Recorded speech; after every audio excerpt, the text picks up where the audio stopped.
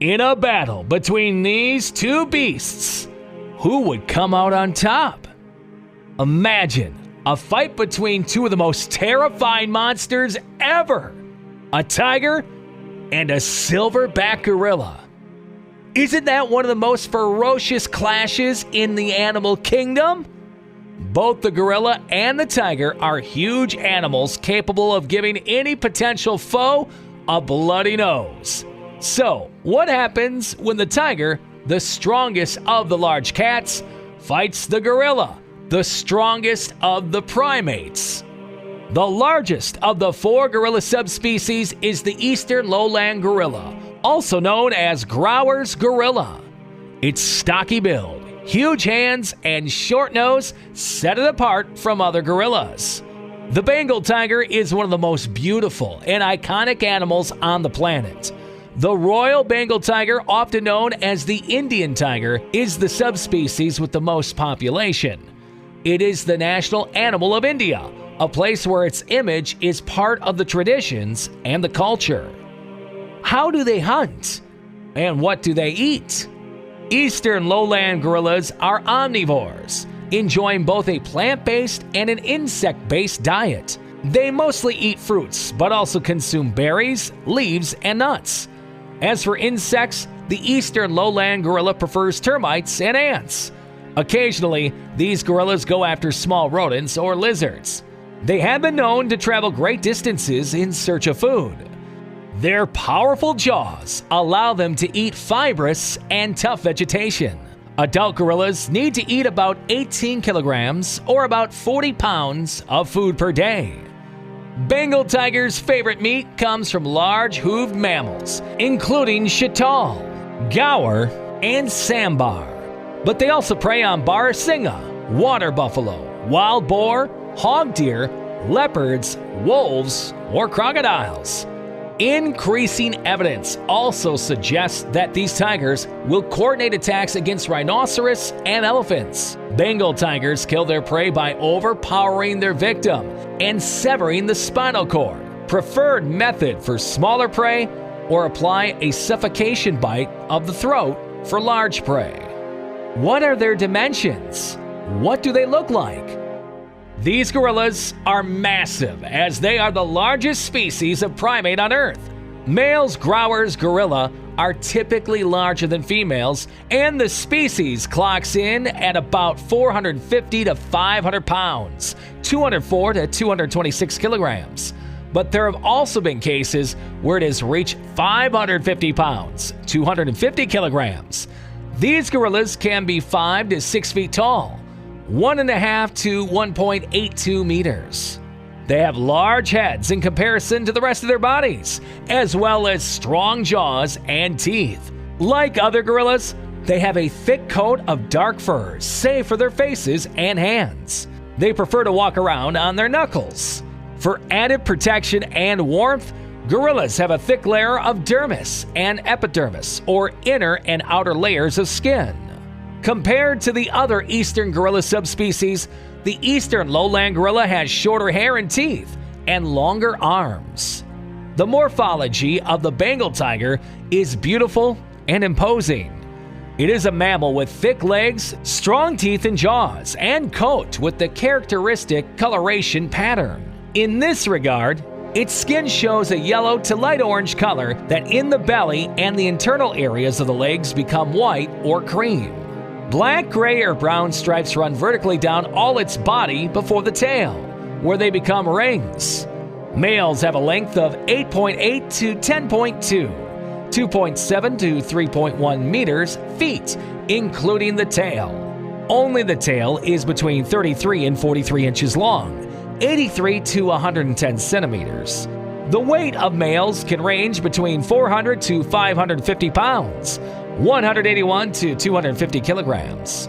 How do they behave in the wild? Gorillas are social animals, and the eastern lowland gorilla is no exception. The distribution of gorillas is in tight-knit family groups called troops or bands. These troops travel, feed, and raise their young together. The troops are led by a large male gorilla called a silverback. They also contain 2 or 3 female gorillas and their young, and can also include a few subordinate male gorillas. Though the troops are usually small, researchers have recorded groups as large as 30 individuals. Rarely, there are 2 silverback leaders in a group. The primary traveling unit of these tigers is a mother and her offspring. Besides the early development period, which lasts about 2 to 3 years, Bengal tigers are solitary creatures. On rare occasions, a group of tigers will converge in the same area, usually because of a plentiful food source. When such gatherings happen, the group of tigers is called an ambush or streak. These tigers, like nearly all other tiger species, have home territories that they rarely leave. When children go out on their own, females typically stick close to their mother's area. During their first year living alone, adolescent cubs visit their mother's territories, females more often than males. Where does each of them live? Can they meet? No, these 2 animals cannot meet in the wild because they live on different continents. The only place I could have a fight would be in a zoo. This species of gorilla lives in the eastern region of the Democratic Republic of the Congo, DRC. They thrive in the tropical lowlands and rainforests. Their range has decreased drastically in the last few decades. The distribution of gorillas is also much more sparse because of habitat fragmentation. They used to inhabit a range of about 8,100 square miles. They now inhabit around 4,600 square miles. Many national parks cover eastern lowland gorilla habitats, such as the Kahuzi-Biga National Park and the Maiko National Park. Data suggests that eastern lowland gorillas occupy only 13% of their former geographic range. Generally speaking, Bengals live in tropical, subtropical, and temperate forests with access to water. Altitude-wise, they typically stay between 660 and 9,800 feet above sea level. However, that may be changing. Today, these tigers live in India, Bangladesh, Nepal, and Bhutan. In India, they stick to tropical forests, subtropical deciduous forests, certain grasslands, and mangroves. Bangladesh has seen a thinning of the tiger population. The animals are now only found in the Sundarbans, which are mangrove forests, and the Chittagong Hill Tracts. Nepal is home to 3 small and isolated tiger populations in Chitwan National Park, Parsa National Park, and Bardaya National Park. In Bhutan, Bengals live in 17 of the country's 18 districts. Now, let's find out together who will win the fight: a silverback Growers gorilla or a Bengal tiger? The Bengal tiger and the silverback gorilla are both kings of their own habitats. They are huge in size, strong as well as smart animals. Although their size is about the same, it is possible for the tiger to grow even larger.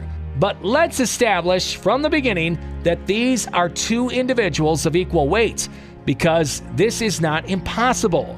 The gorilla is also a strong competitor and can challenge the big cats whenever needed. If a tiger attacks a gorilla, the gorilla is not a safe and easy target and can inflict potentially lethal blows on the tiger. These large primates can lift over 10 times their body weight. In a fight between a tiger and a gorilla has the advantage of its strong chest, strong and lengthy arms, and enormous weight-lifting ability.